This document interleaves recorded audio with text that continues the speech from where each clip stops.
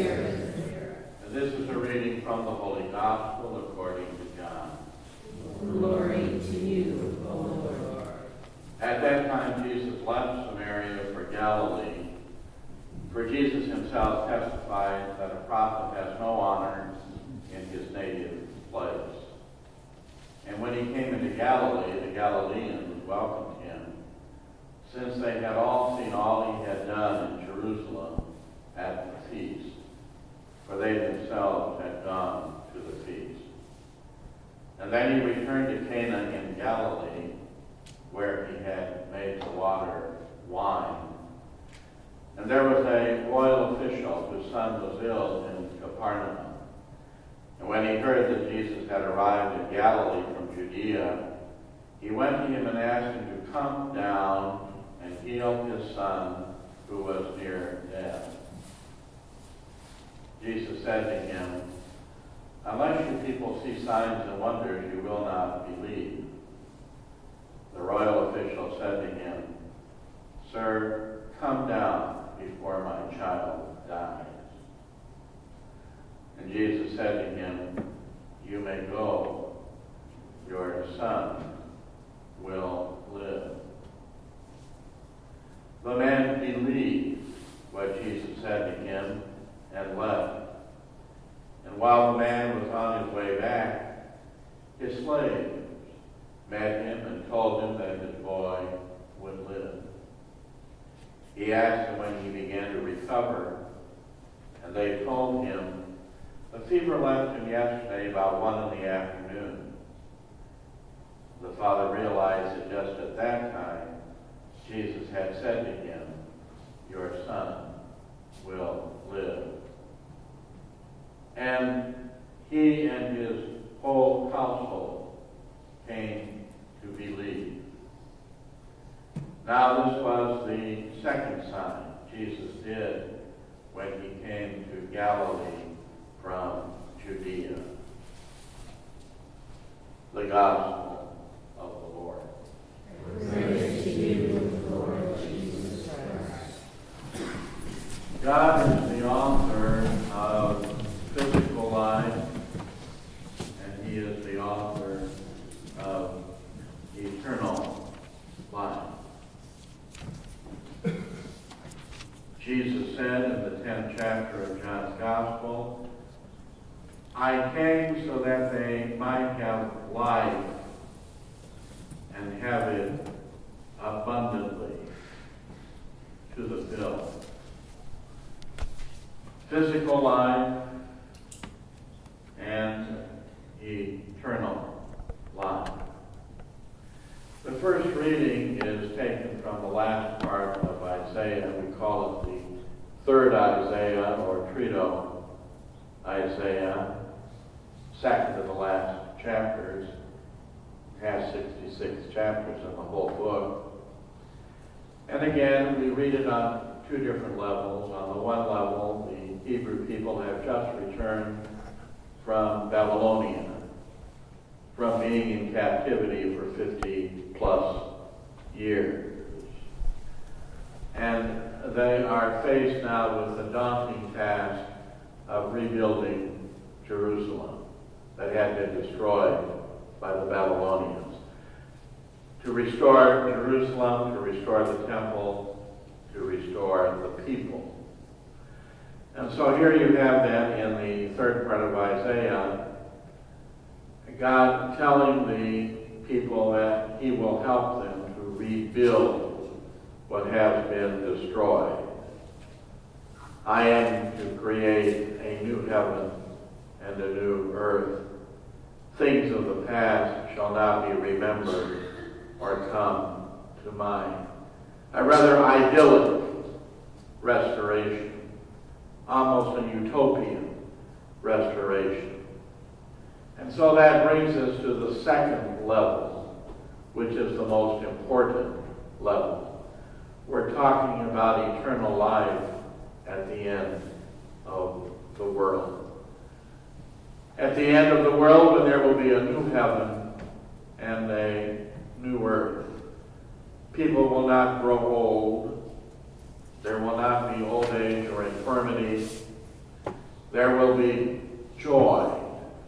And so that's that second level, the looking forward to the end of time when the elect, whoever they might be, will enjoy eternal life. So that brings us into the gospel today, which is an anticipation of the power over physical life and the anticipation of eternal life. Jesus had been working miracles in Jerusalem and Judea, and now he has returned to Galilee. Remember the three partitions of Palestine: Galilee in the north, Samaria in the middle, Judea in the south. And so Jesus now has left Samaria, returned to Galilee, and he's reflecting on the fact that a prophet has no honor in his native place. He would say that in Nazareth, but ultimately in John's Gospel it would refer to Judea, to Jerusalem. He came unto his own, and his own received him not. So now that he's in Galilee, his royal official son, we don't know whether he's a Jew or a Gentile. It's not clear. Some commentaries say Jew, others Gentile. But at any rate, he is a royal official to King Agrippa.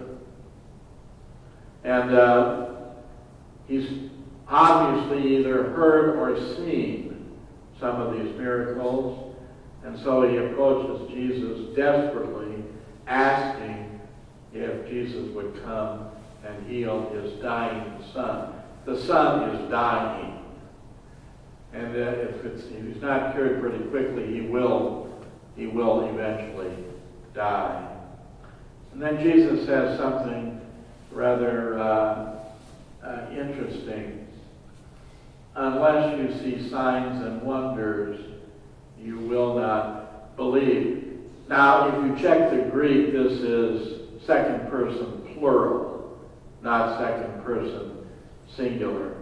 So he's talking to the crowds, ultimately, including the royal official's son, and he's saying that you think that I will do these things because you expect them. He's not going to do them because they expect him to do them. He's going to do it of his own free will. That's why he's going to do them. And sometimes he does miracles without our expecting, and sometimes he does miracles with our expecting. But the expecting doesn't cause him to do the miracle.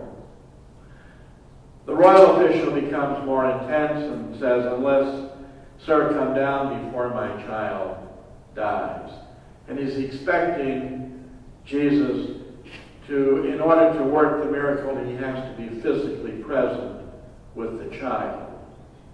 This is one of those miracles at a distance. There are only three: the Syrophoenician woman's daughter, the centurion's son, and now the royal official's son. And what does Jesus say? You may go, your son will live. You know, it's interesting, when we ask for certain things in prayer, we many times will get a lot more than what we ask for. Not only was the royal official's son cured from certain death, but the whole household, including the royal official, got the gift of faith. And here we see the distinction between the miracle and the sign. Jesus was not just a worker of miracles. He was the revelation of the Father. And so the royal official came not only to believe in the power to give life, He came to believe in life itself, the author of life. He came to believe in who Jesus really is. The Messiah, the Son of God made man, God himself, becoming incarnate in the flesh. So in both readings then, we see very clearly that it is God who is the giver, not only of physical life, but of eternal life. And in a few moments we're going to receive that giver of the physical life, and more importantly, eternal life, assuming that we have the faith in that life.